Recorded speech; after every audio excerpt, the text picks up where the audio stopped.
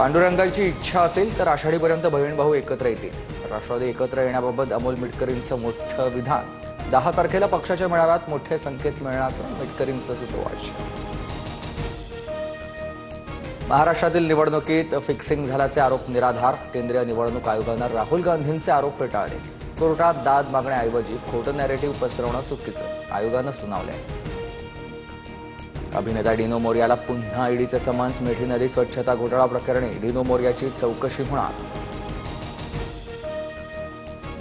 मुंबई आणि परिसराला विजांच्या गडगडाटासह पावसाचा इशारा. सोसाट्याच्या वाऱ्यासह जोरदार पावसाची शक्यता. 40 ते 50 किलोमीटर ताशी वेगानं वारे वाहण्याचा अंदाज. पिंपरी चिंचवडमध्ये दमदार पावसामुळे आयटी पार्क परिसरात जलमय, तर शांतीनगर, इंद्रायणीनगर आणि एल्को रोडही पाण्याखाली. पाण्याच्या निचऱ्याकडे एमआयडीसीनं तातडीनं लक्ष घालावं, सुप्रिया सुळेंचं ट्विट. 27 जूनपासून विठ्ठल रुक्मिणीचं 24 तास दर्शन घेता येणार. ऑनलाईन आणि व्हीआयपी दर्शन पास बंद होणार. आषाढी यात्रेच्या पार्श्वभूमीवर मंदिर समितीचा महत्त्वपूर्ण निर्णय.